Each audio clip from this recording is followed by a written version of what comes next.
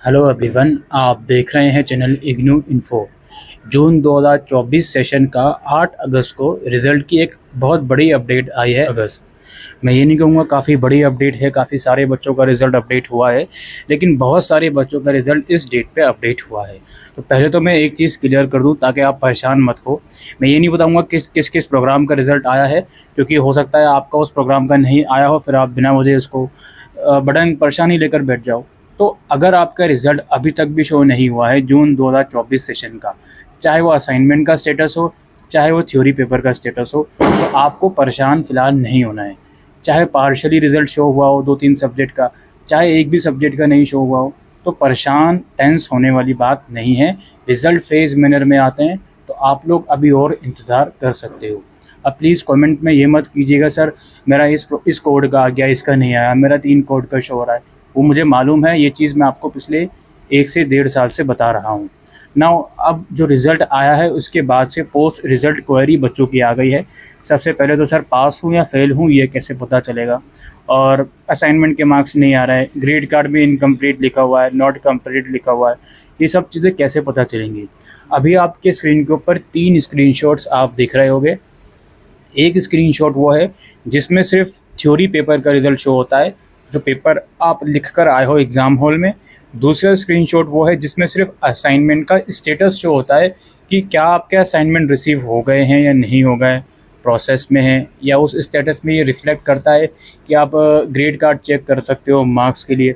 और तीसरा जो स्क्रीनशॉट है वो ऑब्वियसली ग्रेड कार्ड का है, जिसमें आपके असाइनमेंट के भी थ्योरी पेपर के भी ग्रेड एक्चुअल में शो होते हैं। पहले तो ये चीज़ समझ लीजिए। नाउ अब यहाँ पे पासिंग को थोड़ा सा समझते हैं। पासिंग क्राइटेरिया यार समझने के लिए आपको एटलीस्ट ये तो पता हो कि आपने जिस प्रोग्राम में एडमिशन लिया हुआ है उसके पासिंग मार्क्स कितने हैं या ग्रेड कितने हैं। जो मास्टर्स लेवल के प्रोग्राम्स होते हैं इसका पासिंग क्राइटेरिया 40% का होता है, अलग अलग, थ्योरी में अलग से और असाइनमेंट में अलग से, और अगर किसी प्रैक्टिकल का कंपोनेंट है तो उसमें अलग से 40% मार्क्स आपको लाने होते हैं आउट ऑफ 100। या सेकेंड ईयर में अगर थ्योरी पेपर 50 नंबर का है तो 40% मार्क्स आपको लाने होते हैं, जो कि अप्रॉक्स 20 नंबर बैठते हैं। इसके अलावा जो बैचलर डिग्री प्रोग्राम है इसके अंदर 35% का पासिंग क्राइटेरिया होता है।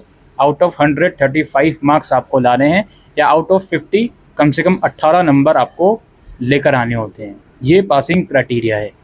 बैचलर लेवल पे कुछ प्रोग्राम ऐसे हो सकते हैं जिनका पासिंग क्राइटेरिया 40 हो सकता है, कुछ प्रोग्राम, लेकिन जो 90% से ज़्यादा प्रोग्राम है उसमें 35 का ही पासिंग क्राइटेरिया है बैचलर्स लेवल पे।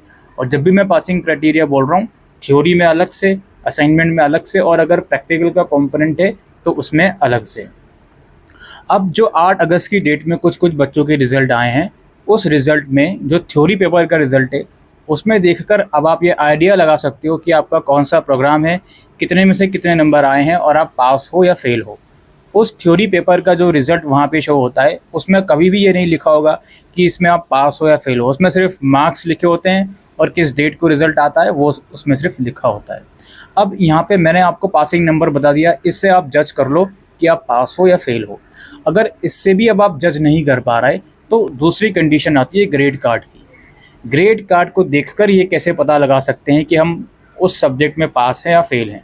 सबसे पहले तो ग्रेड कार्ड में आपके सारे नंबर जुड़े हुए होने चाहिए उस सब्जेक्ट के, यानी कि अगर उस सब्जेक्ट का असाइनमेंट का कंपोनेंट है तो असाइनमेंट के भी नंबर जुड़े हुए होने चाहिए। उस सब्जेक्ट का अगर थ्योरी का कंपोनेंट है, थ्योरी के नंबर भी जुड़े हुए होने चाहिए। या अगर प्रैक्टिकल का भी इवन कंपोनेंट है तो उसके भी नंबर जुड़े हुए होने चाहिए। उसके बाद हम ये पता लगा सकते हैं कि उस सब्जेक्ट में हम पास है या फेल हैं। कायदे से तो वो देखने से ही पता चल जाएगा नंबर से, बट वो चीज़ आपकी अगर समझ में नहीं आ रही, उसके बाद की कहानी मैं बता रहा हूँ। तो अगर आपके ग्रेड कार्ड में सारे नंबर जुड़ गए उस कंपोनेंट के, उसके बाद भी नॉट कंप्लीट लिखा है, it means you are failed in that subject, either in the theory और असाइनमेंट कंपोनेंट। जनरली असाइनमेंट में सभी बच्चे पास हो जाते हैं, यहाँ पे मेनली थ्योरी में ही बच्चों की कहानी बिगड़ती है। समझ गए? तो अगर ग्रेड कार्ड में सारे नंबर जुड़ गए, असाइनमेंट के भी, थ्योरी के भी, उसके बाद अगर नॉट कंप्लीट लिखा है, then you are failed in that subject. अब अगर ग्रेड कार्ड में अभी असाइनमेंट के मार्क्स जुड़े नहीं हैं, सिर्फ थ्योरी पेपर के मार्क्स शो हो रहे हैं, उसके बाद नॉट कंप्लीटेड लिखा है, तो आप बिना वजह परेशानी लेकर मत बैठ जाना कि सर मैं तो नॉट कंप्लीट क्यों लिखा है, क्या मैं फ़ेल हूँ। नहीं, अगर ग्रेड कार्ड के अंदर सिर्फ असाइनमेंट के मार्क्स हैं, थ्योरी के मार्क्स ऐड नहीं हुए, तो परेशानी लेकर मत बैठ जाना कि सर इसमें नॉट कंप्लीट क्यों लिखा है। तो नॉट कंप्लीट लिखे होने के मेनली 2 रीज़न है। पहला रीज़न ये है कि उसमें सारे मार्क्स, सारे कंपोनेंट के मार्क्स ऐड नहीं हुए, और दूसरा रीज़न ये है कि सारे कंपोनेंट के मार्क्स तो ऐड हो गए, लेकिन किसी एक कंपोनेंट में आप फेल हो, इसलिए उसमें नॉट कंप्लीटेड लिखा है। ये चीज़ आपको समझनी है। नाउ 8 अगस्त को मैं वीडियो रिकॉर्ड कर रहा हूँ। बहुत से बच्चों का जो असाइनमेंट का रिज़ल्ट है वो आ गया है और बहुत से बच्चों का नहीं आया है। तो अगर आपके मार्क्स असाइनमेंट के अभी तक नहीं आए हैं तो इसमें कोई बड़ा इशू नहीं है, वो जल्द से जल्द आपके ग्रेड कार्ड में शो हो जाएगा और आप जो पासिंग का क्राइटेरिया है उसको देखकर समझ पाओगे। अगेन आई विल रिपीट कि जो असाइनमेंट के मार्क्स हैं काफ़ी बच्चों के नहीं आए हैं, तो इसमें आपको परेशान होने वाली बात नहीं है। या तो हो सकता है आपका असाइनमेंट का स्टेटस ही नहीं दिखा रहा हो, या हो सकता है स्टेटस दिखाना शुरू कर दिया हो लेकिन ग्रेड कार्ड में नंबर नहीं दिखा रहा हो, या ऐसा भी हो सकता है कि ना तो स्टेटस दिखा रहा हो ना ग्रेड कार्ड में नंबर, या स्टेटस कुछ कुछ सब्जेक्ट्स का दिखा रहा हो, हर सब्जेक्ट का नहीं दिखा रहा हो, या स्टेटस सारे सब्जेक्ट्स का दिखा दिया, उसमें से सिर्फ कुछ ही सब्जेक्ट का असाइनमेंट के मार्क्स आ रहे हों। कोई भी पॉसिबिलिटी बन सकती है। बस मेरा कहने का मतलब ये है कि अभी हर सब्जेक्ट का रिज़ल्ट हो सकता है नहीं आया हो, तो उसमें आपको कोई भी परेशान होने वाली बात नहीं है। लेकिन ये चीज़ कि सिर्फ हम इस पर्पस से ग्रेड कार्ड को देख रहे हैं कि जब सारे नंबर आ जाएंगे उसके बाद हम ये एनालाइज़ करेंगे कि हम फेल हैं या पास हैं, वो चीज़ गलत है। अगर आपका थ्योरी का रिज़ल्ट आ गया then you can analyse from your theory result only कि क्या उसमें आप पास हो या फेल हो, जो मैंने पासिंग क्राइटेरिया की बात इस वीडियो में अभी शुरू के अंदर करी थी। ऑलराइट, बाकी आप लोग रिलैक्स रहिए। जिसका रिज़ल्ट नहीं आया प्लीज़, बार बार मैं ये बात बोल रहा हूँ, इस चीज़ को अपने माइंड पर इतना लोड लेकर मत चलिए। जब रिज़ल्ट आएगा आपको शो हो जाएगा। नाउ जो बच्चा थ्योरी में फ़ेल हो गया है उसके पास एक ऑप्शन है, अगर उसे लगता है पेपर उसका अच्छा गया था। कुछ बच्चे इवन ये हर सेशन में कंप्लेन करते हैं कि सर जो पेपर काफ़ी अच्छा गया था उसमें तो फेल कर दिया, और जो पेपर अच्छा नहीं हुआ था उसमें पास कर दिया। अगर आप फेल हो तो आप रिवोल्यूशन के लिए अप्लाई कर सकते हो। उसका प्रोसेस हमने इन्फॉर्म किया हुआ है वीडियो में, डिस्क्रिप्शन में लिंक है। और अगर आप नहीं करना चाहते रिवोल्यूशन के लिए apply, then you can reappear in that exam in December session.